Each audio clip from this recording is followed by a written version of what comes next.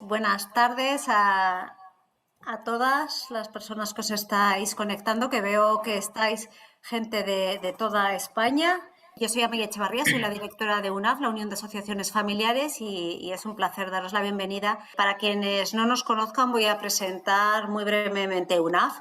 Somos una organización sin ánimo de lucro, de utilidad pública y de ámbito estatal, creada en 1988 para promover los derechos y el bienestar de todas las familias, sea cual sea su modelo familiar, sean cuales sean sus integrantes. ¿Y cómo lo hacemos? Pues lo hacemos junto con las 21 entidades que forman parte de nuestra red y que trabajan en el campo de las familias desde distintos ámbitos, unas desde salud, desde educación, infancia, mayores, personas en riesgo de exclusión social, discapacidad, igualdad, bueno, un largo etcétera, junto con las que luchamos pues para promover eso, los derechos de las familias en equidad y en especial defender los derechos de aquellas familias que son más vulnerables. Además, en UNAF desarrollamos programas propios para contribuir directamente al bienestar de las familias y a la capacitación y formación de los y las profesionales que las atienden. Somos, de hecho, pioneras en mediación familiar en España. Llevamos más de 30 años ofreciendo un servicio porque, bueno, nos dimos cuenta de que para las familias que estaban atravesando una situación de conflictividad, el poder tener a un mediador era una forma de resolver estos conflictos, llegando a acuerdos, sobre todo por el interés de los niños y las niñas, que son nuestra principal preocupación. Y la verdad es que funcionó bien, funcionó tan bien que ahora seguimos ofreciendo este servicio y también ofrecemos servicios de mediación familiar para aquellas familias que están atravesando conflictos con sus hijos e hijas adolescentes o para familias reconstituidas que encuentran problemas adaptándose a este nuevo modelo familiar. Ofrecemos de forma totalmente gratuita estos servicios en la comunidad de Madrid, y también tenemos otros programas pues para ayudar a personas que están en situación de migración, personas migrantes, a defender sus derechos sexuales y reproductivos como una medida pues de defensa de los derechos humanos y también como una herramienta de fomento de la igualdad, de empoderamiento y de integración. También tenemos un completo programa de sensibilización, tanto para familias como para profesionales, con talleres gratuitos en modalidad presencial y online, como en el que estamos hoy, y que podemos ofreceros gracias al apoyo del Ministerio de Asuntos Sociales y Agenda 2030, y realizamos una importante labor de investigación. Mañana presentamos nuestro último estudio en el que analizamos cómo está la conciliación en las familias después del COVID y qué es lo que necesitamos las familias para conciliar de forma corresponsable. Vamos a hacer una serie de recomendaciones. Estáis invitadas a asistir, es mañana, podéis ir presencialmente u online, os podéis apuntar a través de nuestra página web y tenemos pues un montón de guías, de contenidos audiovisuales en todos los temas en los que somos expertas, pues que también podéis encontrar en nuestra página web y os invito a ellas. Como sabéis, hoy vamos a dedicar este taller a reflexionar sobre el incremento de las violencias entre jóvenes y adolescentes. Y también vamos a intentar ofreceros algunas pautas para abordarlas y para prevenirlas. Y si hablamos de violencias, es porque vamos a hablar de varias de ellas. Vamos a hablar de la violencia entre iguales, el bullying o el ciberbullying, y vamos a hablar también pues, sobre la violencia de género entre adolescentes. Así que, bueno, pues sin más, os dejo con la ponente, Mercedes Díaz Benito, y espero que sea una sesión muy productiva para todas vosotras. Muy bien, muchas gracias, Amaya, y muchas gracias a UNAF por contar conmigo y a todas las personas participantes. Espero que sea de utilidad este webinar. Voy a pasar a compartir la pantalla.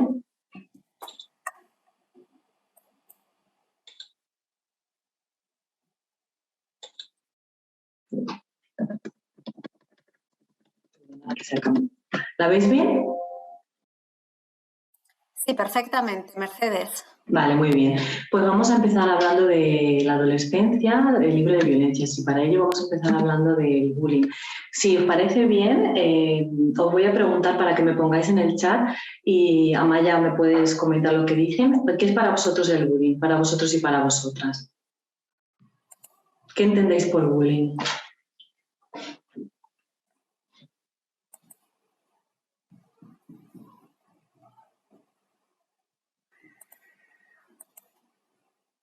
Acoso, nos dicen por aquí. Una situación de desigualdad, comenta Pilar. Una figura de poder sobre otros, acoso, violencia en las aulas. También acoso entre grupos iguales, maltrato, situación de abuso, conductas de maltrato reiteradas con intención de hacer daño. Acoso escolar también, dicen de nuevo. Abuso psicológico y físico de uno o varios iguales. Maltrato y abuso. Abuso de fuerza o poder. Vale, muy bien. Sí, así como idea general veo que entendéis del tema. Vamos a proceder con las diapositivas. Mirad, aquí os he puesto dos imágenes para hablar del bullying, ¿no? Para entenderlo a lo mejor de manera más gráfica. En la primera imagen tenemos a dos personas que se están peleando, más o menos tienen la misma complexión y las dos están siendo agresivas, ¿no? Es una situación de violencia, pero en sí no es una situación de bullying. Sin embargo, la imagen que tenemos a la derecha sí es una situación de bullying, porque muy bien, como decíais, se está produciendo una desigualdad, no están en el mismo nivel, ¿no? No tienen el mismo estatus, por así decirlo, y una persona está cogiendo, está agrediendo a otra y la otra está indefensa. Y además, muy importante, el grupo de iguales está aquí detrás y está observando todo lo que pasa, algunos participando y otros no, pero están aquí. Entonces, para que se dé esta situación de bullying, tiene que darse esta imagen de aquí, porque la otra, sin embargo, es una agresión o violencia como tal. Vamos a pasar a definir lo que es el bullying y en sí, como habéis dicho, es un abuso entre iguales. Es una conducta de persecución física y psicológica, como habéis comentado, que realiza un alumno o una alumna contra otro y que lo repite de manera variada. La persona agredida se convierte en víctima cuando está expuesta de manera repetida y durante un tiempo a las acciones negativas que lleva a cabo otro alumno o otra alumna. Y para que se produzca bullying es muy importante que se den las siguientes características. Como habíais dicho muy bien, el desequilibrio de poder, ¿no? Puede ser tanto físico como a lo mejor el estatus que se tenga con el grupo de iguales. Hay una diferencia muy obvia. La intencionalidad principalmente es hacer daño, es humillar, tiene una intención clara de querer que la otra persona sufra. Además se tiene que dar en el tiempo, como muy bien decíais, y además se produce una indefensión, una despersonalización de la víctima, lo que crea mayor vulnerabilidad. Mira, las víctimas en general suelen ser, cuando son víctimas de bullying, suelen ser más tímidas o tienen problemas para relacionarse socialmente, y los agresores, cuando ven a este tipo de personas, es como que encuentran la víctima perfecta, ¿no? Para poder atacar. Y además estos agresores se van a servir del grupo de iguales que les va a reforzar. La agresión no solo se produce por querer infligir daño, que es principal, que es una medida principal para ellos, pero también es para recibir un refuerzo, un feedback por el grupo de iguales, porque si no en sí el bullying no se produciría.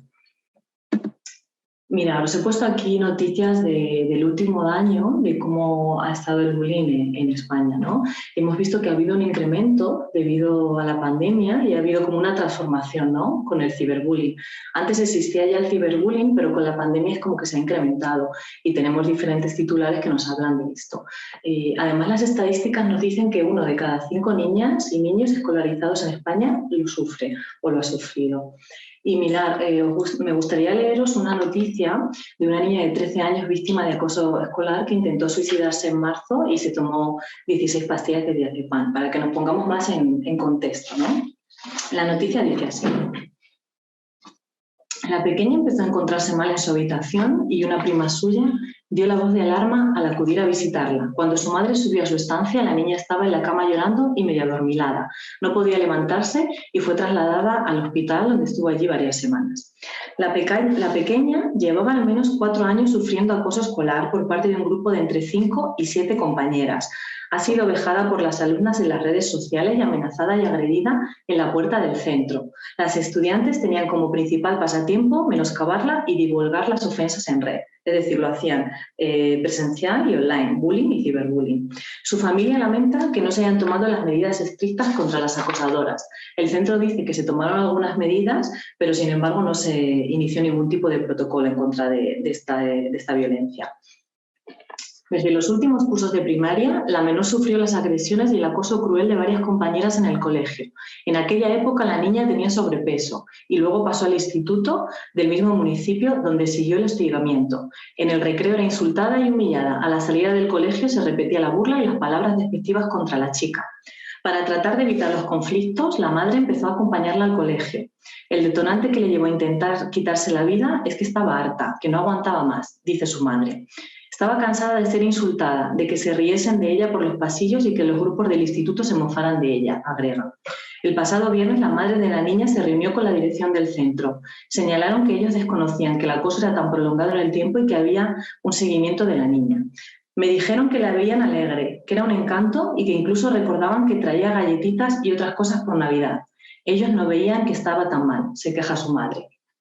Fijaros la noticia, donde ha llevado a una niña a intentar suicidarse, el centro tenía conocimiento de ello, dicen que hicieron algún tipo de actuaciones, pero claramente no fueron suficientes y no había iniciado ningún tipo de protocolo. Pues aquí el centro, en parte, también está formando parte de esa agresión a esa niña, porque están omitiendo su ayuda y están dejando que todo esto ocurra. Por eso es tan importante cuando hay una agresión, todo lo que hay alrededor, todo el contexto y todas las personas, tenerlas en cuenta. No solo la agresión la comete el agresor, es todo el contexto que tenemos alrededor.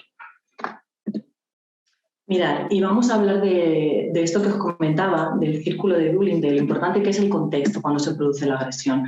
No solo está la víctima y el agresor, que es el que inflige el daño y la agresión, pero también hay una serie de participantes. ¿Quién son estos participantes? Están los seguidores, que no van a agredir a la víctima como el agresor, pero sí van a estar insultándola, van a estar grabando con el móvil, van a estar abucheando, están disfrutando con la agresión en sí. Luego están los partidarios, que no están tan metidos como los seguidores en la agresión, pero no les disgusta que exista esa situación de bullying. Y luego, por otra parte, están los observadores, ¿no? Falsamente neutrales, porque están viendo lo que pasa, no se decantan ni por un lado o por otro y están ahí sin hacer nada. Luego estaría la figura del posible defensor, que es aquella persona que piensa que no está bien que está sucediendo la agresión, pero no sabe muy bien qué hacer, no sabe si defender a esta persona, entonces a lo mejor también le va a ocurrir lo mismo, van a hacer bullying a esta persona, o a lo mejor simplemente no sabe cómo pedir ayuda. Y luego está el defensor, que esta es la persona que claramente sí confronta al agresor y dice que no está bien la agresión. Entonces, todo este contexto que tenemos aquí es lo que hace que se produzca el bullying. Si queremos erradicar el bullying, no solo tenemos que intervenir con el agresor, sino que tenemos que intervenir con todas las figuras participantes. De hecho, así lo demuestran las investigaciones. Cuando se ha querido ver un resultado positivo para que dejen de darse estas situaciones, se observa que cuando se interviene solo con el agresor, no es tan bueno el resultado cuando se interviene, por ejemplo, con toda la clase, cuando están los seguidores, los partidarios, los observadores, cuando está todo ese círculo que es el que está permitiendo en sí que se produzca la agresión. Entonces, es muy importante intervenir con todos estos participantes. Y luego, para hablar del tipo de bullying que se puede dar, hay 3 tipos de formas, ¿no? Que se puede dar 1, 2, las 3, depende de cómo sea la interacción. Puede ser la física, que son los golpes, robar cosas o romper cosas de la víctima. Puede ser la verbal, que es la más común que suele haber, como los insultos. Cuando te acaban poniendo un insulto, el agresor, al final los seguidores y los partidarios acaban repitiéndolo y es una manera de despersonalizar a la víctima y al final toda la clase acaba participando de esa burla, ¿no? Y al final, más que una persona, se acaba deshumanizando y se ve más como un ser inanimado al que se le puede insultar. Y luego otro tipo de bullying sería el relacionado a lo social. ¿Este cuál es? Este es, por ejemplo, el ignorar. A la hora de hacer un trabajo en clase, pues a mí nunca me eligen, o a la hora de jugar algún deporte no me eligen nunca, nadie quiere que vaya en su equipo, o a lo mejor empiezan a hacer rumores sobre mi persona y al final acaba siendo otro tipo de bullying también. Y relacionado con esto y con el ciberbullying, a lo mejor empiezan a difundir imágenes mías, ¿no? Estaría dentro de este apartado relacional. Y ahora, para continuar, quiero que veamos un vídeo de una persona que sufrió, de una persona que sufrió bullying y creo que es muy llamativo el caso. Os lo voy a poner a ver si se oye bien y tenemos suerte.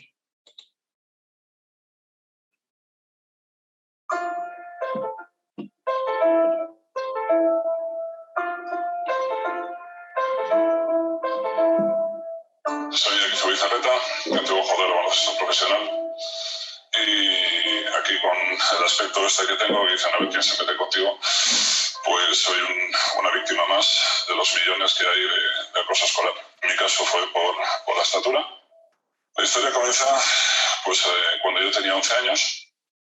La gente lo que veía era un tío enorme que se comportaba como un niño, pero realmente era un niño como ellos, con un cuerpo enorme. Tuve una profesora, muy joven en aquella época, que creo que le vino bastante grande todo este tema y sobre todo que se confundió. Entonces, la profesora lo que hizo, porque según ella, por mi tamaño, envergadura y fuerza, podía hacer daño a alguien, me castigó todo el curso sin poder salir al recreo. Me dejó todo el curso escolar sin poder relacionarme con mis compañeros y directamente lo que empezó ya con la exclusión, la soledad, el silencio. Y llegado al punto de que igual suspendías y con el suspenso iba enseñando el examen uno a uno, toda la clase y te humillaba delante de tus compañeros. Y luego algún problema, porque era profesor de matemáticas, le preguntabas algún problema y te respondía delante de todos que ya no tenía tiempo para explicar las cosas a un tonto que no lo iba a entender. Y esto era constantemente. ¿Qué pasa? Yo era un niño muy tímido, muy acomplejado, tenía un montón de miedos, no me aceptaba a mí mismo, sobre todo en un mundo que no encontraba mi espacio para nada. Y me sentía como si fuese un monstruo. Te empezaban a escupir, te tiraban los libros, te empezaban a pegar collejas, te humillaban y esto era una constante. Y llegó un momento en el que, pues como el efecto bola de nieve, van haciendo cada vez más gordas, ¿no? Y un día se les fue de las manos. Y la broma fue que uno de ellos se fue al baño, se quedó bien a gusto, me cogieron entre todos y allí pues me humillaron de la forma más salvaje que os podéis imaginar. No encuentras motivos para seguir. Asumes que lo mejor que puedes hacer es quitarte en medio. Y que haces un favor tanto primero a ti mismo y luego a tu gente porque te sientes como una basura. Ese fin de semana me despedí de mis padres, me despedí de mi hermano pequeño y yo vivo en Guecho y me fui a La Galea, que es un sitio de acantilados que como paisaje es espectacular. Los acantilados son francamente de dar vértigo. Y me fui a suicidar y me puse así.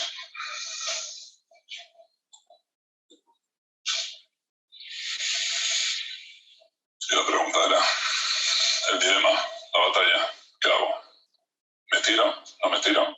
Y lo que me dio fuerza primero fue mi familia, porque no me parecía justo para nada que mis padres perdiesen 3 hijos en tan poco tiempo, y digo 3, porque pocos años antes se me murieron 2 hermanos el mismo día, y sobre todo mi hermano pequeño, que él era testigo de todo lo que está pasando, es 3 años más joven que yo tenía 11, él tenía 8, que se lo pasó fatal porque la impotencia que tenía de no poder defenderme fue brutal, pero no me parecía justo el dejarle solo y me aferré a ellos, pero vamos, con uñas y dientes.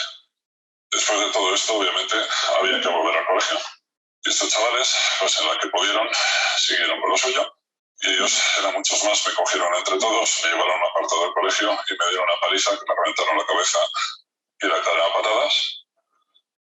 Hasta el punto que cuando llegué a casa perdí el conocimiento y desperté 2 días después en el hospital, en la UBI, que había estado 2 días en coma. Aquel día, en la aurícula del ojo, aquí el hueso lo tengo roto, se toca perfectamente y los labios por dentro están reventados. Y la imagen que tengo es en el hospital. Mi hermano, cuando me vio, que no me reconoció diciendo, ese no es mi hermano, ese no es mi hermano. Y cuando pude abrir los ojos y un poquito, no me reconocía.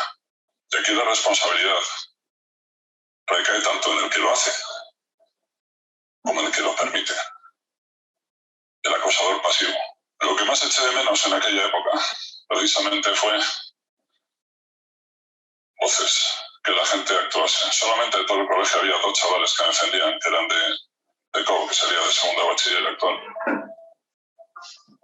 Es una historia más que se sigue repitiendo. Por desgracia, 30 y tantos años después, estas historias siguen siendo actualidad. Y lo que no ha cambiado en este tiempo precisamente es romper la ley del silencio. Y hace falta un cambio. Hace falta un cambio ya. Y está en nosotros. Muchísimas gracias.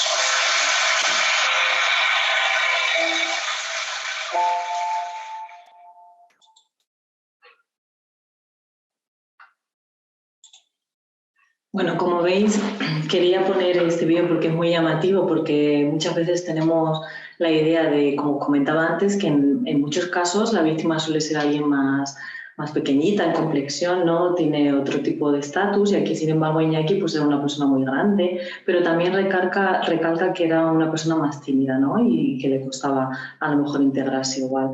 Y también aquí destacar la figura del profesorado, ¿no? Porque fue uno de los agresores y luego ahí el grupo de iguales. Entonces, por eso es tan importante que tengamos en cuenta las actuaciones que tenemos a la hora de relacionarnos, ¿no? Y tanto con nuestros hijos y con nuestras hijas, educarles para que no les pase como para que no sean agresores también y que no sean simples observadores en el contexto en el que está pasando, sino que tienen que negar claramente que no está bien el bullying.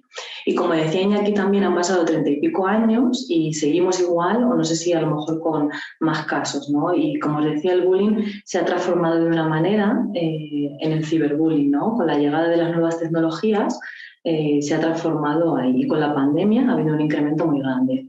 ¿Pero qué es el ciberbullying? El ciberbullying es las agresiones que se realizan a través de las TIC, usando redes sociales, mensajería instantánea, foros, chat y dispositivos smartphone. ¿Qué características tienen? Tienen unas características muy parecidas a las del bullying, en el sentido que es reiterado, es repetido en el tiempo y tiene la clara intención de hacer daño. Esto es clave para poder identificarlo.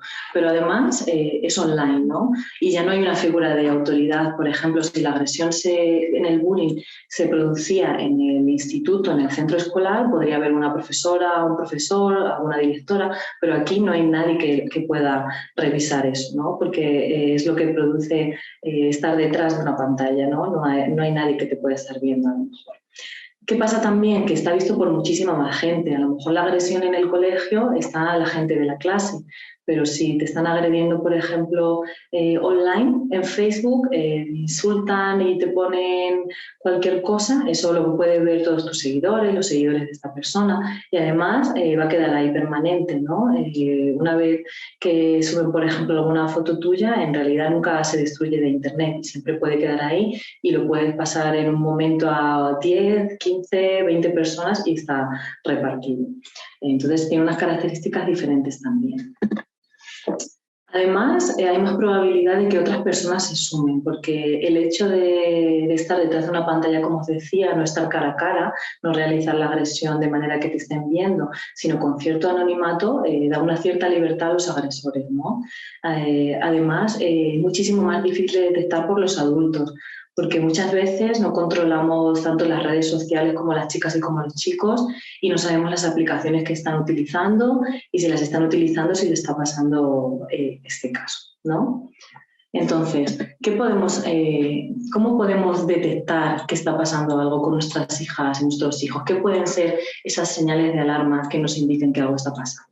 Bueno, pues en general cuando vemos un cambio de comportamiento muy brusco en los y las adolescentes es porque algo está pasando, no es simplemente porque quieran hacer eso. Entonces, ¿qué podemos ver? Pues si vemos, por ejemplo, cambios de humor, tristeza, falta de atención, cambio de hábitos, si antes iba al colegio por una calle específica o por una ruta y ahora lo que hace es que quiere ir por otra calle, pues eso tiene un porqué, ¿no? Entonces estaría bien hablarlo y saber por qué está haciendo eso.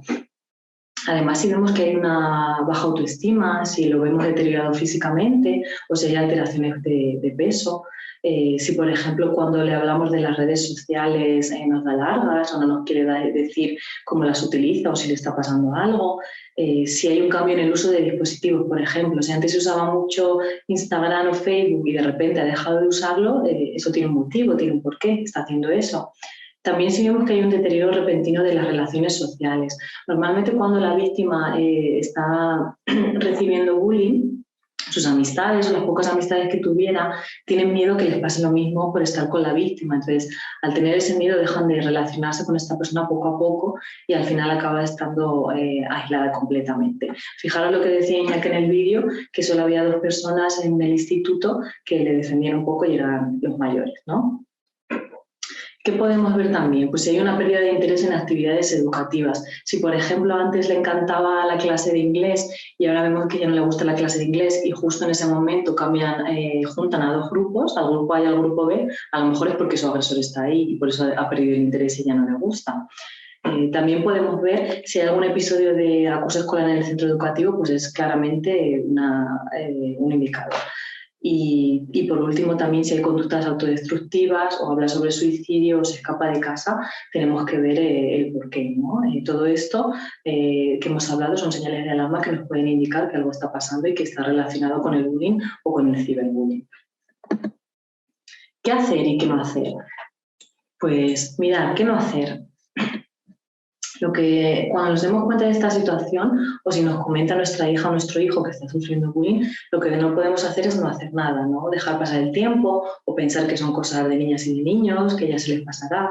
O lo que no podemos hacer también cuando nos enteramos es confrontar al agresor, ¿no? Porque puede producir más violencia en sí, o confrontar a la familia del agresor, ¿no? Porque luego puede ser más perjudicial para la propia persona.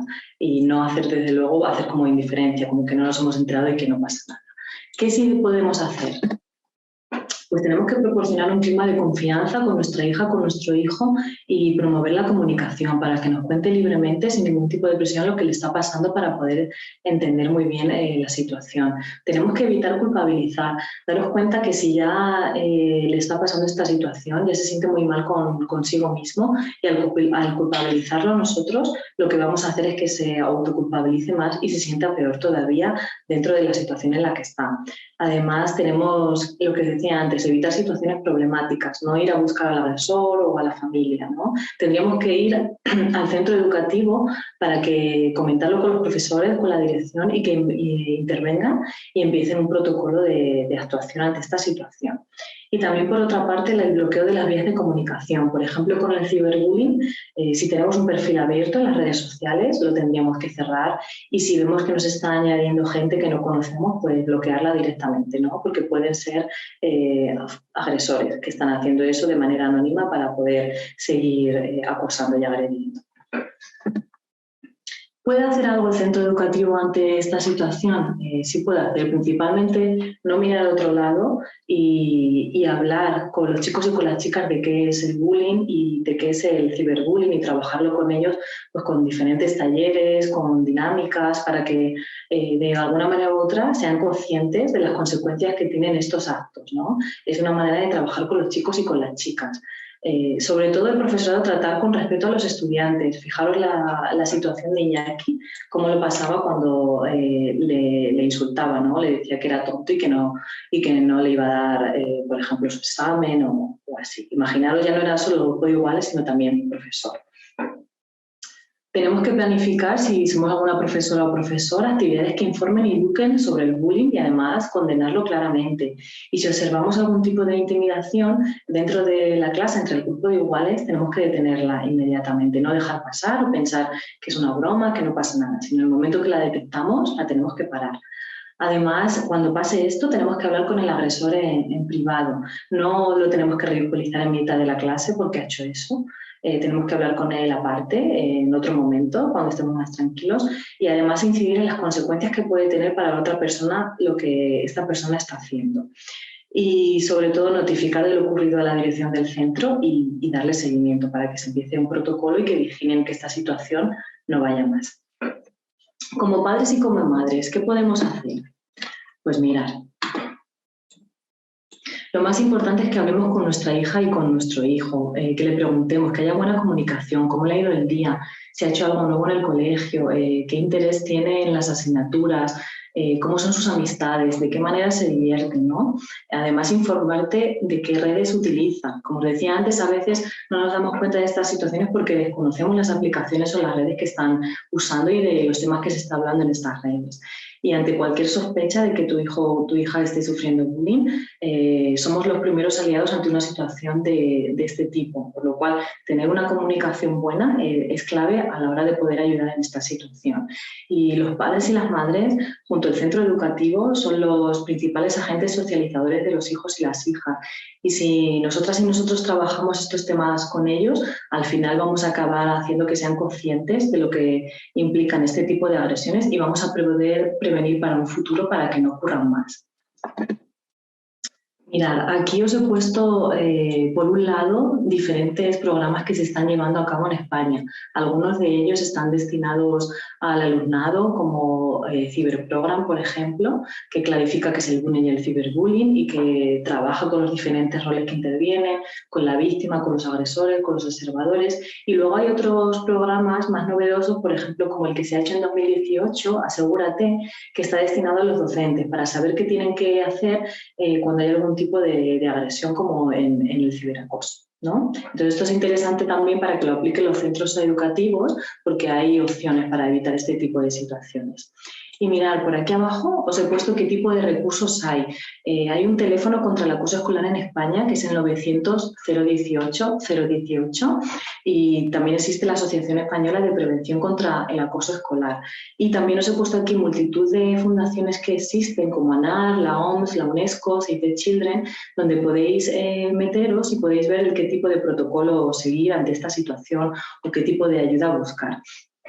Y por otro lado, os he buscado aquí las páginas sobre acoso y ciberacoso que son más famosas, ¿no? Que tienen más contenido, donde vais a encontrar también protocolos, qué hacer. Y una de ellas yo la destacaría, que es la número 5, Pantallas Amigas. No sé si lo conocéis, que son unos dibujitos con historias, ¿no? Y son chicas y chicos adolescentes y plantean diferentes historias de diferentes temas, pero también están centrados en el bullying. Y muchas veces a través de estos dibujos se puede practicar cómo prevenir este tipo de situaciones y son muy útiles. Luego, si queréis, y una no tiene inconveniente que no creo, os pasará el PowerPoint para que ya lo miréis con más detalle. Y ahora pasamos a otro tipo de violencia que es diferente, ya no es violencia entre iguales, sino que es la violencia de género. Y me gustaría también, si me pueden ayudar las compañeras de UNAV, porque me gustaría preguntaros qué es la violencia de género, qué entendéis por violencia de género y quién ejerce la violencia de género. Si podéis escribir en el chat, os lo agradecería y vamos viendo qué opiniones hay.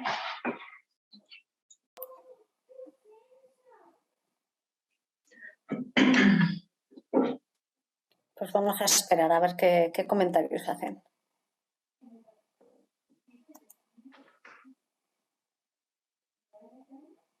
Violencia de parte de la pareja o expareja, violencia entre distintos sexos, violencia hacia las mujeres por el mero hecho de serlo, actitud discriminatoria, maltrato a ambos sexos, la ejercicio da sobre una mujer por quien sea o haya sido su pareja, tenemos un montón, violencia hacia la mujer por el hecho de ser mujer, todo tipo de violencia ejercida hacia la mujer por el mero hecho de serlo, hay diversos tipos de violencia que se ejerce física, psicológica, sexual, etcétera. De nuevo, hombres sobre las mujeres por el mero hecho de serlo, pareja o expareja, de un hombre a una mujer que ha tenido una relación sentimental. Eso es un poco lo que... Vale, veo que hay multitud de opiniones. El tema de la violencia de género, al ser un tema social, veo que da para mucho. Pero específicamente la violencia de género se produce cuando un hombre la ejerce sobre una mujer por el mero hecho de ser mujer, como han dicho alguna gente en el chat. Eso es la violencia de género. No es de ambos sexos y no de un progenitor a otro. Tiene que ser de cónyuge. Tiene que ser de un hombre hacia una mujer, ¿vale? Y me vais a estar preguntando, ¿pero qué pasa si es de una mujer a un hombre? ¿Que es su pareja o es pareja? Pues entonces eso viene recogido dentro de la violencia doméstica, que está tipificado y tiene la misma condena. Pero hay una ley específica de violencia de género que recoge que la violencia de género es de un hombre a una mujer simplemente por el hecho de ser una mujer y tiene que ser su pareja y su pareja o su expareja. y tiene como base la desigualdad y la subordinación y las relaciones de poder que ha habido durante toda la historia entre hombres y mujeres, ¿no? ¿Por qué se ha producido esta violencia? Porque hombres y mujeres no estaban al mismo nivel, han estado así y aún así como hemos mejorado mucho, pero aún no llegamos a esos niveles para que no exista la violencia de género, ¿no? ¿Cuál es el objetivo del agresor, que es su pareja o expareja? Es producir daño y conseguir el control sobre la mujer, y se tiene que producir de manera continuada en el tiempo y de manera sistemática en la forma como parte de una misma estrategia. Como os decía, la principal diferencia con otro tipo de violencias es la carga histórica que hay de dominación y de poder con otros hombres. Esto no quiere decir que esta violencia sea más importante que otro tipo de violencias. Lo que quiere decir es que tiene unas causas diferentes. Al tener unas causas diferentes, como es la que os comentaba, hay que intervenir de manera diferente, ¿no? Hay que tener muy bien puesto el foco en saber cuál es la causa para poder erradicar esta violencia y prevenir que no pase en el futuro. Mira, la violencia de género es un problema social, no es un caso aislado. Desde 2003, cuando se empezaron a contabilizar los asesinatos por violencia de género, 1.118 hombres, pareja o expareja, han asesinado a 1.118 mujeres. Entonces, daros cuenta, es una cifra alarmante, es una barbaridad que se sigan asesinando simplemente por el hecho de ser mujeres. ¿Por qué lo hacen estos hombres? Al final tienen asimilado esas diferencias de poder en la sociedad y es el machismo que lo lleva a su máximo exponencial. No es porque estén locos, porque hayan bebido, porque tengan celos, no. La base de eso es el machismo y querer dominar a la mujer y pensar que es suya. Y es por eso por lo que lo hacen. Eso es la violencia de género, ¿vale? ¿Qué tipos de violencia nos podemos encontrar en la violencia de género? Pues mirad, hay diferentes tipos de violencia. Una de ellas, la más conocida quizás, es la violencia física, ¿no? Es el golpe, tenemos a lo mejor la idea más del moratón, ¿no? Pero con los años y con la relevancia que se ha dado a la violencia de género, se ha ido conociendo más y a lo mejor los agresores también han ido perfeccionando, por así decirlo, lo que hacen con las víctimas. Entonces ya no es tanto el moratón en sí, el brazo roto, sino que también tienen otras maneras de infligir este tipo de violencia. Puede ser a lo mejor con empujones, con golpes, pero sin llegar a hacer el moratón, pues tirando del pelo, de los brazos, si rompen cosas, por ejemplo, o si tiene una mascota y le hacen daño a la mascota, esto también es un tipo de violencia física, ¿no? Otro tipo de violencia es la violencia psicológica. Esta es la más difícil de detectar, es la más invisible, por así decirlo, pero no quiere decir que sea la más importante. ¿Qué es la violencia psicológica? Pues, por ejemplo, las amenazas, las humillaciones, los insultos, burlarse, ignorar a la persona, a lo mejor intentar hablar a esta pareja y que te ignore completamente o que se ría de tu manera de ser, ¿no? Pues todo esto al final acaba haciéndome ya en las mujeres y es el proceso por el que se inicia la anulación en ellas, ¿no? ¿Qué es lo que quieren conseguir los agresores? Anularlas para poder controlarlas y dominarlas mejor. Luego vamos a ir viendo en otras diapositivas y por qué consiguen hacer esto a través de la violencia psicológica. Otro tipo de violencia es la económica, ¿no? Que afecta a la subsistencia e independencia económica de la mujer. En los adolescentes a lo mejor no está tan marcado, en las parejas adolescentes porque no tienen propiedades en común o cuentas corrientes, pero también se puede dar. A lo mejor en la adolescencia tiene que ver, por ejemplo, con que el agresor le pida dinero a la víctima para que le pida dinero a sus padres, ¿no? O, por ejemplo, si va a empezar a estudiar algo determinado, va a empezar un trabajo, pues si no quiere que trabaje, para estar siempre atendiéndola. Y esto sería un tipo de violencia económica también. ¿Qué más? Está la violencia sexual. En la adolescencia, en los últimos años, se ha incrementado muchísimo. Esa es la que más ha incrementado. Y radica la imposición de mantener actos sexuales no deseados por medio de la imposición o los comentarios e insinuaciones sexuales no deseados. A veces cuando pensamos en violencia sexual tenemos la idea de la violación por alguien externo, ¿no? O a lo mejor tenemos la idea de estos casos tan famosos que han salido en la televisión, que no eran su pareja o expareja. Pero en la pareja, dentro de ella, se dan muchos casos de violencia sexual, porque a veces se piensa que se tiene que complacer a la pareja simplemente por ser pareja. ¿Qué tipo de violencia sexual se puede dar? Pues violaciones, propuestas sexuales, tocamientos, la relación sexual obligada, prácticas no consentidas, a lo mejor tener relaciones sexuales sin protección, ¿no? Y la víctima, por ejemplo, no quiere realizarla, pero para que no la abandone su pareja, pues accede a hacer esto. Esto sería, por ejemplo, violencia sexual. ¿Se tienen que dar todas las violencias? No, se pueden dar unas y otras, pero la que siempre se tiene que dar, la que siempre se da es la violencia psicológica, que es la que está anulando a las mujeres y permite luego que lleguen el otro tipo de violencias. Mirad, para entenderlo también y que nos ayude, la escalera de violencia de género lo vemos aquí claramente cómo se da. Al principio veis que hay diferentes escalones y que tengo aquí puesta una flecha, ¿no? ¿Por qué? Porque la violencia de género nunca va a ir para el escalón de atrás, va a ir siempre para el de delante, nunca va a bajar de escalón, nunca para la violencia de género una vez que empieza. ¿Cuál sería el primer escalón? Pues estaría ese maltrato psicológico, ¿no? Que al principio es más disimulado, no es tan obvio, a lo mejor sean celos o control de horarios, a lo mejor este vestido no me gusta tanto, ponte el otro, ¿no? Es algo más sutil, que al final lo que acaba haciendo es reducir la seguridad y la confianza de la mujer. Luego pasaríamos al segundo escalón, que unido con el primero, con la violencia psicológica, llegaría a los insultos, las agresiones verbales. Llegarían las humillaciones, las vejaciones, y esto al final acaba produciendo baja autoestima.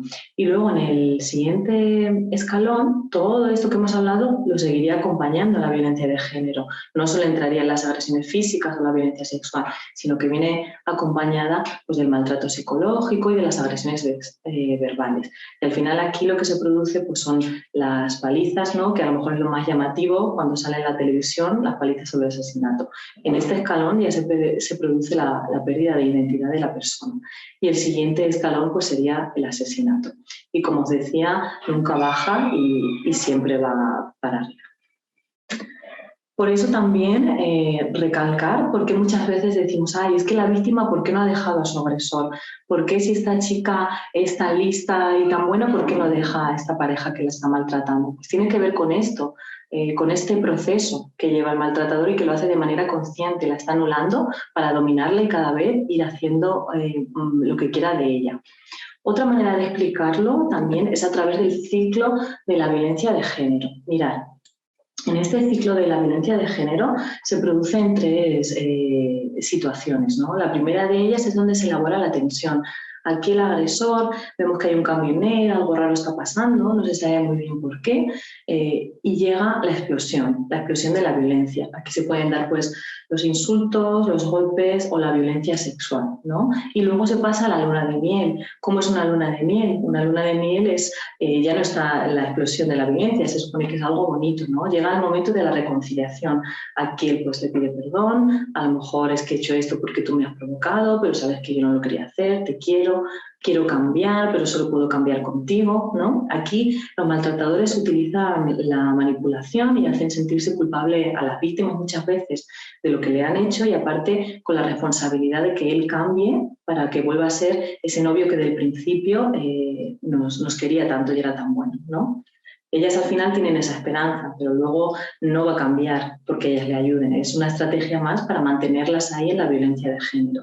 ¿Qué pasa después de la luna de miel? Que volvemos al inicio y otra vez se repite el círculo. Y con el tiempo la luna de miel va disminuyendo y al final queda muy reducida.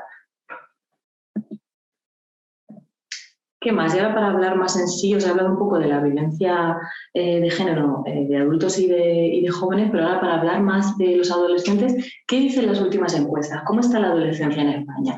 Pues mira, la macroencuesta de violencia contra la mujer del 2019 dice que las adolescentes de 16 y 17 años han sufrido violencia física por parte de su pareja o expareja en un 6,2%, violencia sexual 6,5%, violencia emocional 16,7% y violencia psicológica física 24,9. Y las conductas que más se han dado ha sido el abuso emocional, como insultar, ridiculizar, el control abusivo general de su pareja, como decidir por ellas hasta el más mínimo detalle, como relataban ellas, y también el control a través del móvil, que se ha sufrido en un 14,9%.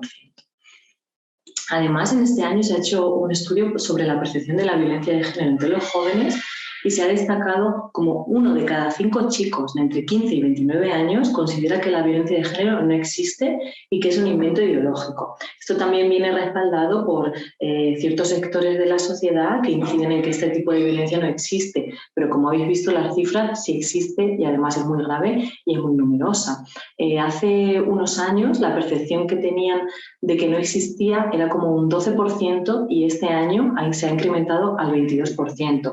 Lo que nos está indicando es que si esto sigue en esta misma medida va a haber unas consecuencias que vamos a ver en el futuro, porque si estamos negando este tipo de violencia no hay que prevenir, no hay que hacer nada para evitarla, ¿no? Entonces esto tendrá consecuencias también en el futuro.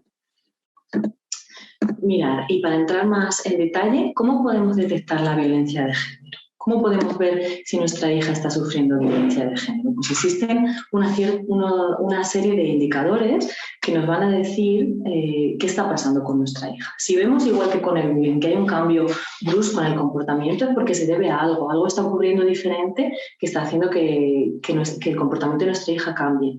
¿Qué indicadores puede haber? Pues, por ejemplo, si está siempre pendiente de su novio, de lo que le gusta y solo piensa en complacerle, si de repente tiene cambios de humor sin justificación, si ha cambiado su forma de vestir, antes le encantaban los vestidos y ahora siempre se pone pantalones, si se ha distanciado de sus amistades con las que salía siempre y ahora solo sale con su novio, si está constantemente pendiente del móvil, esto suele ser normal en la adolescencia y en general, pero si solo está pendiente, por ejemplo, de que le vaya a llamar o a escribir su novio, si ha bajado su rendimiento escolar, si justifica que su novio es celoso, si antes realizaba actividades que le encantaban y ahora ya no realiza ninguna, si está más triste, más decaída, si sufre cambios en la alimentación, si por ejemplo pasa mucho tiempo sola en su habitación o si deja de compartir tiempos con la familia y no quiere hablar de nada de lo que le ocurre en su vida. También es un indicador si observamos que hay marcas y cicatrices o moratones y ella nos dice que se ha caído, por ejemplo, y nosotros sabemos que eso no se ha producido por una caída, ¿no? Si, por ejemplo, de las redes sociales elimina a todos los chicos o las fotos donde sale ella, si tiene problemas para dormir, si a lo mejor se pone enferma con mucha frecuencia. Y otro indicador sería si el novio de vuestra hija va a vuestra casa y no para ver cómo está, sino simplemente para controlar qué está haciendo, pues eso claramente nos estaría dando una pista. Si, por ejemplo, también si rompe muy frecuentemente y ella siempre es quien está pidiendo perdón, si tiene que informar de todo lo que hace a su novio, de lo que hace durante su día y, por ejemplo, si solo habla de cosas maravillosas de su novio y solo remarca todo lo que lo quiere su novio y no tiene en cuenta todo lo que hace su familia por ella, ¿no? Es una manera también que tienen los agresores de hacerle creer esto y aislarla más todavía de la familia. Y sobre todo si lo único importante en su vida es su novio, pues es un indicador muy claro. ¿Qué situaciones se pueden producir en la violencia de género? Si nuestra hija, por ejemplo, decide contárnoslo, ¿no? ¿Qué podemos hacer ante esta situación? Pues lo principal es no reñirla por lo que le ha pasado ni cuestionar lo que ha hecho y por qué ha seguido en esa relación. Lo más importante es escucharla y ayudar a que exprese todo lo que ha vivido, ¿no? No hay que juzgarla por no haber pedido ayuda antes, hay que dejar que ella se exprese libremente. Y lo principal es que tratéis en este caso de buscar ayuda profesional, ¿no? Que van a ser quien mejor os va a indicar cómo proceder en esta situación. Y además es muy importante no presionarla para que os pueda dar más detalle y se pueda expresar libremente. Otro tipo de situación, por ejemplo, también puede ser como en este caso, que admite que tiene un problema en su relación, pero no quiere ayuda, ¿no? Entonces, no hay que decirle exactamente lo que debe hacer o no, hasta que ella lo pregunte, tenemos que escucharla, es lo que hay que hacer. Y cuando nos cuente algo, preguntarle cómo se siente ella, ¿no? Cómo está viviendo este tipo de situación, si se siente bien o se siente mal. y hay que, igual que en el caso anterior, dejar que hable y escucharla sin interrumpirla, empatizando con ella, sin juzgarla y, sobre todo, muy importante, que no la culpabilicéis y no digáis nada negativo de él sin que ella, por ejemplo, hable de él, ¿no? Porque esto lo que suele hacer es producir la reacción contraria. Si nosotros empezamos a criticar a su pareja, al novio, ella va a poner como un escudo de defensa y no va a querer seguir compartiendo cosas con nosotros. Y también, sobre todo, que pida ayuda a profesionales para que la puedan aconsejar. Y la tercera situación que se puede dar es que nos admite que tiene problemas y además no quiere ayuda. Entonces, en esta situación, claramente, la comunicación en la familia pues no está en su mejor momento y lo que habría que hacer es recuperar la confianza y la relación con nuestra hija, intentando tratar más tiempo posible con ella, realizando a lo mejor actividades que hacíamos antes de que empezara a salir con este chico, intentar comprenderla, mantener la comunicación siempre abierta, ¿no? Y también conocer directa o indirectamente cómo le está yendo, a lo mejor si tenemos algún conocido, alguna amistad que sabe cómo está yendo este tipo de relación y ya no nos quiere contar nada, pues también podemos informarnos así. Y sobre todo que sepa que estáis ahí para lo que necesitáis sin ningún tipo de presiones. ¿Cuáles suelen ser las reacciones de los madres y los padres ante esta situación? Que son totalmente normales porque son situaciones que no te esperas que ocurren, ¿no? Pues la primera suele ser la furia y el enfado, ¿no? Se quiere pagar con la misma moneda al agresor. A lo mejor si nos hemos enterado que le ha hecho esto a nuestra hija, vamos a ir y le vamos a hacer lo mismo. Pero al final esto lo que hace es producir más tensión en la relación, no va a asegurar que ella lo va a dejar a él y encima os vais a enfrentar con vuestra hija, ¿no? Porque ha pasado esto. También suele producirnos ansiedad o impaciencia o muchas veces no acabamos de creernos lo que está pasando, le quitamos importancia, ¿no? O pensamos, bueno, son cosas de chicas y de chicos y ya se solucionará con el tiempo, pero como hemos visto en la escalera, nunca baja, no se va a solucionar solo.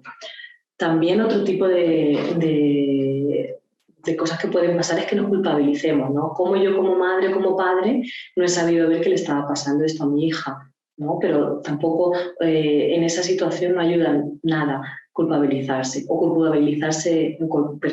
culpabilizar a ella de lo que le está pasando, ¿no? Como ya hemos visto, esto lo va a hacer incluso sentirse peor y si ya de por sí tiene baja autoestima porque el maltratador se ha encargado de anularla, pues con esto se va a sentir todavía peor. Entonces es un error. La única persona que hay que culpar es al maltratador. También se puede dar el caso que nos avergoncemos ante lo que está pasando, ¿no? ¿Cómo me ha podido pasar a mí esto? ¿Cómo le ha pasado a mi familia? Pero igual que con el caso anterior, la única persona que se tiene que avergonzar es el maltratador, no vosotras ni nosotros. Otras reacciones que se pueden dar, pues la podemos juzgar o recriminar por seguir con la relación, pero en realidad esto no va a ayudar a mejorar nada.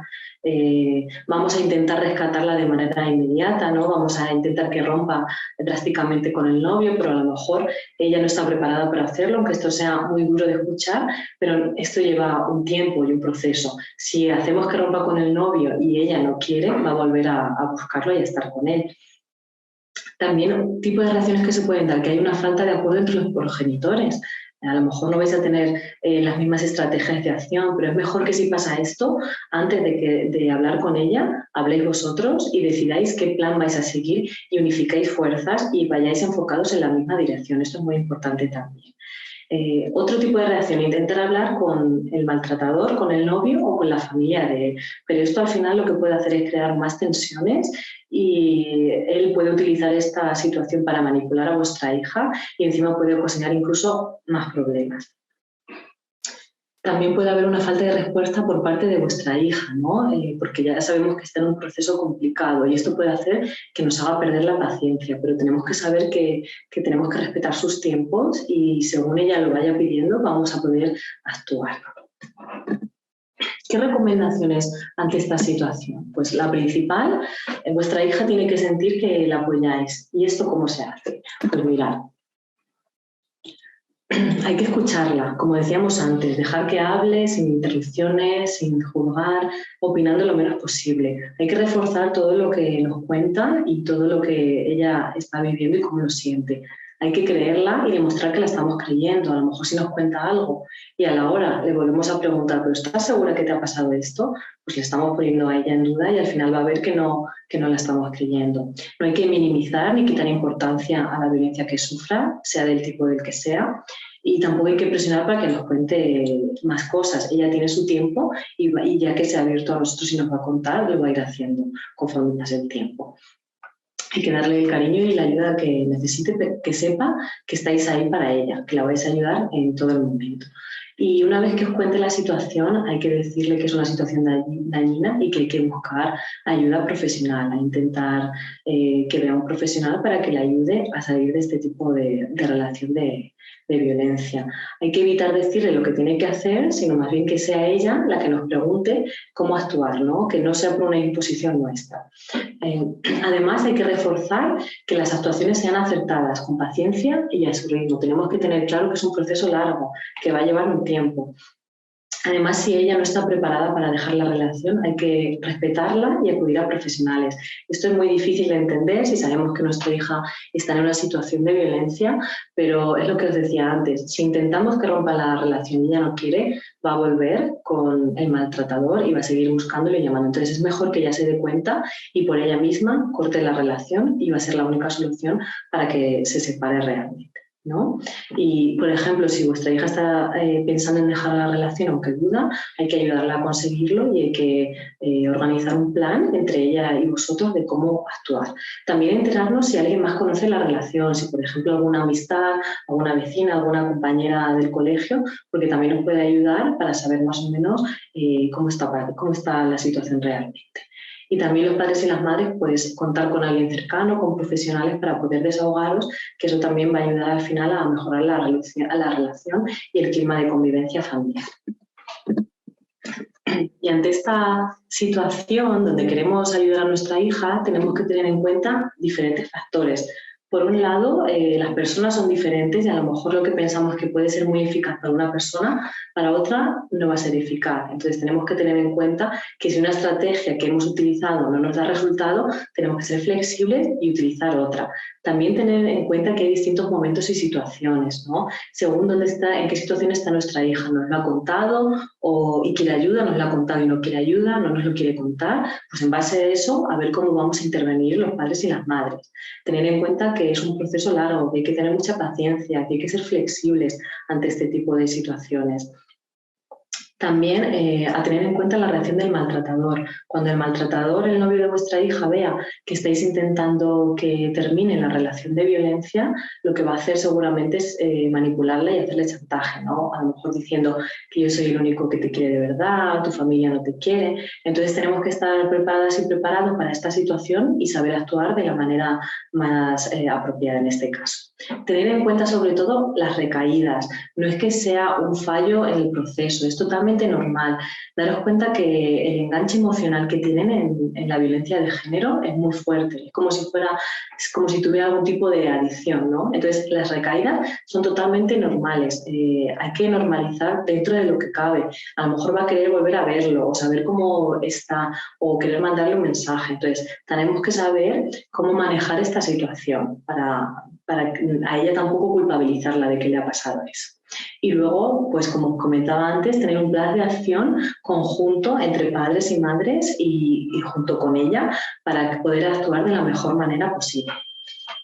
Y ya para terminar, las estrategias que podemos, así a modo de resumen, decir, que ya lo hemos dicho a lo largo del webinar, pero así para recordar.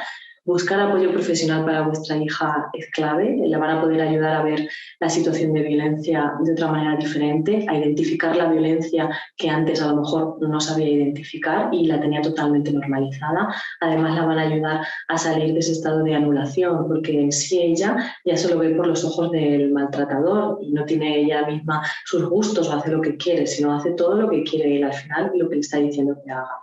También buscar apoyo profesional para vosotros, para los padres y las madres, porque os van a orientar en el proceso, porque no tenéis por qué conocer esta situación y os pueden ayudar mucho a la hora de cómo manejar la situación y cómo tratar con vuestra hija de la mejor manera posible. Tenemos que estar, esto que pido es muy difícil, pero con calma dentro de la situación, porque si estamos nerviosos o estamos poniendo más presión en nuestra hija, al final eso no nos va a ayudar. Hay que recuperar los vínculos familiares que teníamos antes de que empezara con él. ¿Cómo hacemos esto? Pues a lo mejor haciendo actividades en familia, yendo al cine, a comer, cosas que hacíamos antes y que nos lo pasábamos estupendamente, pues ahora volver a retomarlas. Además, la comunicación tiene que ser fluida, sin presiones y sin culpabilización. Hay que controlar las opiniones e intervenciones del entorno. ¿A qué me refiero con esto? A veces la violencia de género, al ser un problema social, es como muy conocido, pero no se sabe muy bien exactamente qué es, qué consecuencias tiene, cómo se siente una víctima. Entonces mucha gente intenta como poner la responsabilidad en la víctima, culpabilizar, ¿no? ¿Por qué no has salido antes de la relación?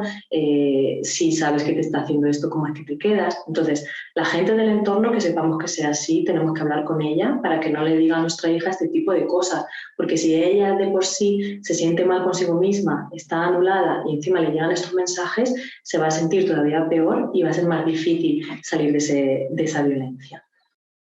Además, hay que establecer y retomar las normas de funcionamiento familiar.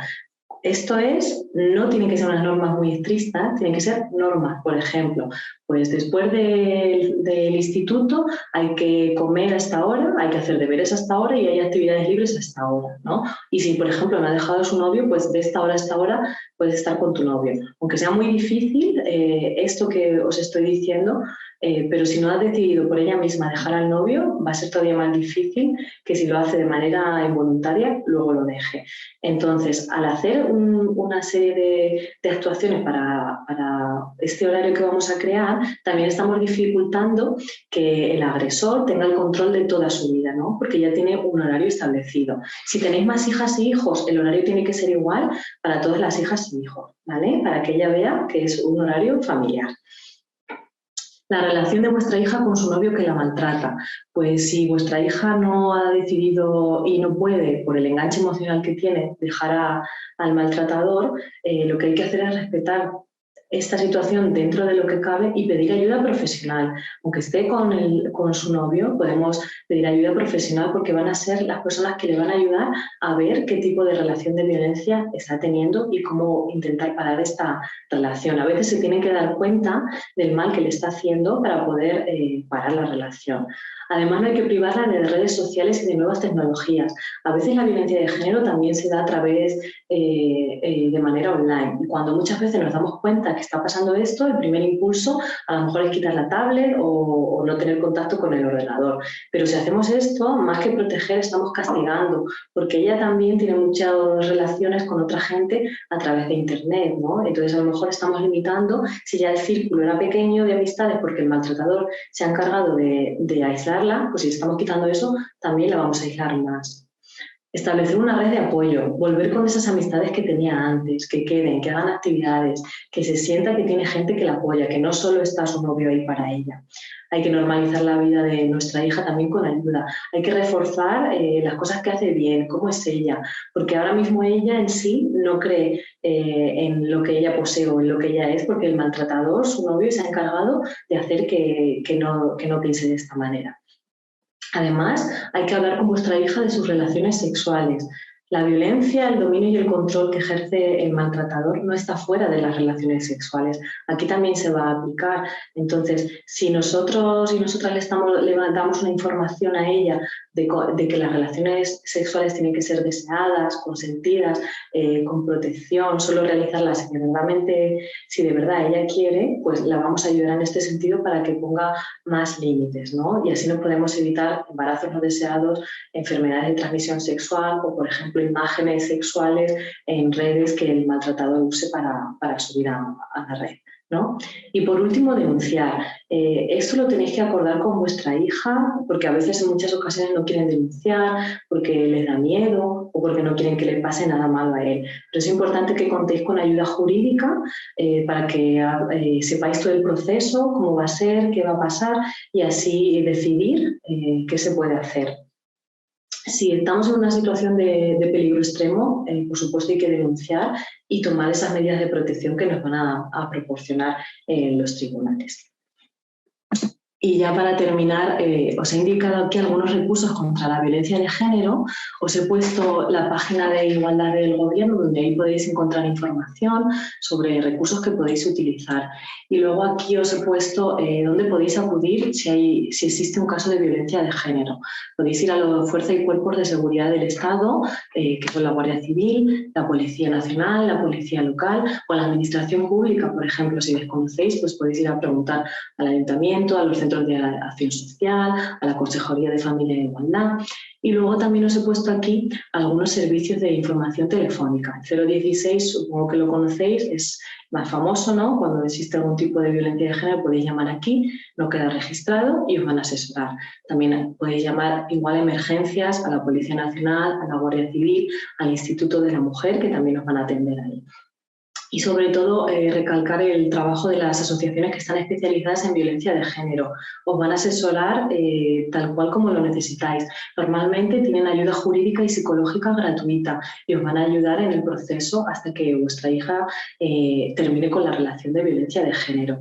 Mirad, a continuación os he puesto aquí el botón de ayuda de la asociación en la que trabajo, Plaza Mayor. Si sufre algún tipo de violencia, ¿qué hay que hacer? Por ejemplo, ¿no? Paso por paso, porque a veces estamos un poco desconcertadas y desconcertados ante esta situación que es nueva y no sabemos cómo actuar. Pues, por ejemplo, si está sufriendo violencia vuestra hija, ¿qué hay que hacer? Paso número 1, si hay algún tipo de agresión física, insultos o amenazas, pues aquí tenéis el teléfono.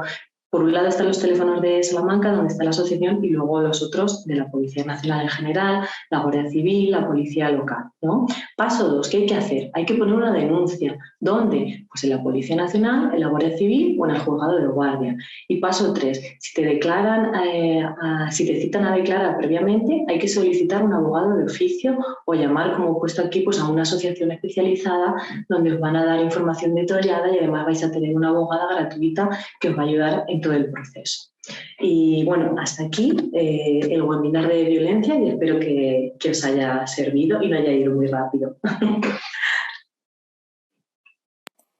Pues está muy bien, gracias Mercedes. Si te parece, bueno, sí que hay algunas preguntas, algunos comentarios que te las voy a ir leyendo.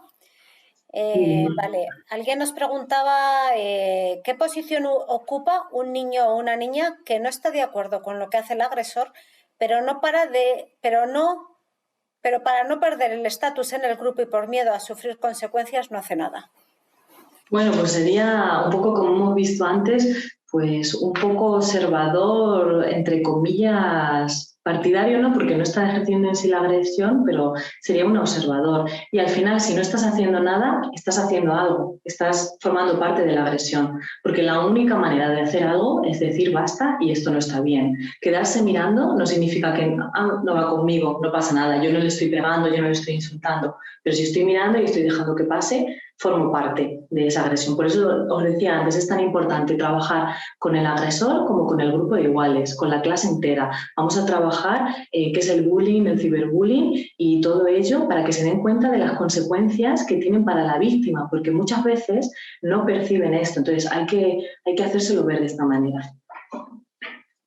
Vale, luego sobre el vídeo que has puesto de Iñaki Zubizarreta también hay muchos comentarios. Dicen que es fundamental el modelado familiar y educativo. También comentan que los centros son un pilar muy importante ante los casos de bullying y que la mayoría de las veces lo dejan pasar pensando que con una conversación con los menores será suficiente. Claro.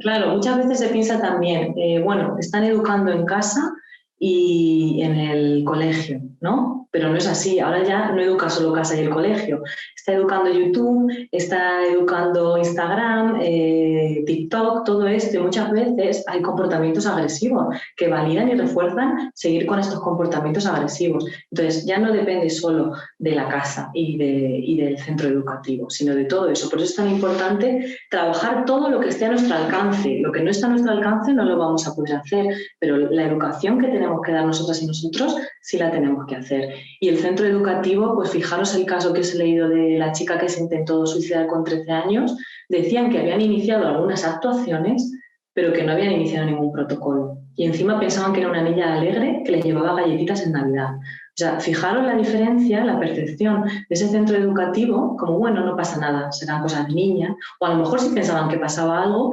pero en este caso, no sé, pero a lo mejor en otros casos es como que se avergüenzan. Si ahora denunciamos esto y abrimos un protocolo, van a ver que en el centro tenemos bullying, da mala imagen, y lo que no sabe en realidad el centro es que luego a la larga va a ser mucho peor, porque va a pasar algo más grave y al final se va a acabar conociendo. Hay que intervenir de manera inmediata cuando veamos una situación, seamos centro, seamos profesora, seamos padres, seamos madre, seamos quien seamos. Sí, también comentan que la actitud de la profesora de Iñaki, que ya no fue parte, sino que fue incitadora y responsable, porque Claro. al final comentan que cuando la persona de autoridad hace esas cosas, pues menospreciarle, dejarle sin recreo, llamarle tonto, pues al final los iguales se sienten legitimados para maltratarle también, ¿no? Entonces, Claro. bueno, eso es otro comentario que tenemos. Y también nos comentan otro recurso o programa en las comunidades de aprendizaje. Pone, una de las actuaciones educativas de éxito está la de prevención y resolución de conflictos, que previene el bullying. Claro. Bueno, vosotras sabéis más que nadie una con la mediación, ahí podéis dar una explicación. Sí. Nuestro programa es sobre todo preventivo, sí que es cierto que trabajamos para prevenir esos conflictos, para mejorar la comunicación y que no llega tanto, ¿no? Buscando un poco siempre eso, la prevención y el dotar de herramientas a los niños, niñas y adolescentes. Y luego Claro, también pero tenemos... sí, pero la prevención al final es la clave. No poner solución una vez que pasa la agresión, que hay que poner solución. Pero si trabajamos todas y todos, por ejemplo, con estos programas que tiene UNAD, trabajamos la mediación, la prevención, no vamos a llegar luego a lamentarnos de esos casos. Y estamos viendo que van en aumento y el ciberbullying también va en aumento. Entonces, algo nos está haciendo porque, vamos, tenemos peores números ahora que antes. Sí, la verdad es que es terrible. Después del COVID se ha visto un aumento. Pero bueno, sigo con las preguntas o los comentarios. También, bueno, hablan de la violencia de género digital, que es cierto que ya está reconocida en muchas comunidades. Que parece mentira que sigamos hablando de esto. Estoy totalmente de acuerdo. Yeah. Y que, bueno, le hablan también, mencionan el convenio de Estambul, que como sabes, pues también pues amplía bastante la definición de violencia de género. Claro, yo aquí al hablar de la violencia de género me he centrado en la pareja o expareja, ¿no? Y en los asesinatos que hay y ese tipo de violencia, pero luego violencia de género es un abanico muy amplio, ¿no? Que daría para otro webinar. Exactamente. Nosotros, bueno, en UNAV trabajamos directamente con familias, una parte, sobre todo más la parte de la población migrante. Sí que tenemos entidades de la red que lo trabajan más directamente con familias. Entonces, si quieren, bueno, pues que nos conozcan, que entren a la web para conocer también pues eso, a las entidades que trabajan con nosotros sobre violencia. Nos comenta una persona, Gemma, que dice: mi hija hoy ha presenciado una situación de autolesión por parte de una compañera de clase y amiga que se ha cortado las muñecas durante el recreo y ha venido muy afectada, y te pide alguna pauta para ayudarla a superarlo, porque entiendo que es una situación pues muy preocupante para esta madre. Bueno, pues lo primero yo creo que tendrías que comunicarse a la orientadora o el orientador del centro para que tengan conocimiento de esto, ¿no? Y que puedan tratar con esta chica porque se ha autolesionado, porque como os decía antes, hay un porqué, entonces tenemos que saber por qué. Y para la hija de esta mujer, pues hablar con ella del tema, no ignorarlo, que veo que ya no lo estás ignorando, pero hablar con ella de cómo se ha sentido, por ejemplo, de qué le ha pasado, y a lo mejor intentarle también dar un tipo de explicación de la situación, pero sobre todo ponerlo en conocimiento del centro. Y si de verdad crees que lo necesita, pues que hable también con la orientadora para que le enseñe a manejar este tipo de ansiedad que le ha creado esta situación. Recalco mucho la intervención con profesionales porque son al final quienes van a poder ayudar y orientar mejor en este tipo de situaciones. Vale, tenemos aquí otra pregunta de Yolanda, que dice que le gustaría preguntar si hay forma de detectar como padres y madres si tu hijo o hija es el agresor, tanto en bullying como en violencia de género, y qué pueden hacer, porque entiendo que eso también es una preocupación que puedan tener muchas familias y que quieren actuar para que no... Claro, y es muy importante porque muchas veces estamos poniendo solo el foco en la víctima y al final nos olvidamos un poco del agresor. Pues lo que os decía antes también, la comunicación, en el tema del bullying, pues hablar con vuestro hijo, con vuestra hija, qué hace para divertirse, qué aplicaciones usa, cómo se relaciona con los otros compañeros. Cuando conocemos un poco este tipo de relaciones, pues podemos también intuir, ¿no? Pero para eso tiene que haber una comunicación fluida y que nos cuente un poco, ¿no? Y también en casa condenar este tipo de situaciones, ¿no? Si vemos alguna situación de bullying, condenarla. O, por ejemplo, imaginaros, si vamos, no sé, a algún sitio a comprar y nosotros resulta que estamos tratando mal a la otra persona, a lo mejor estamos haciendo que aprenda por ese modelado y estamos normalizando la violencia. Y luego a lo mejor va a pensar, bueno, pues en el instituto, igual que en el supermercado, puedo hacer esto y voy a imponer. Muchas veces no nos damos cuenta, pero tenemos que ser también cuidadosos y cuidadosas con esto. La educación es la base. Y referente a la violencia de género, pues los valores que trabajemos en casa también, hablar de qué es el machismo, de que existe, de que negándolo no va a desaparecer, ¿no?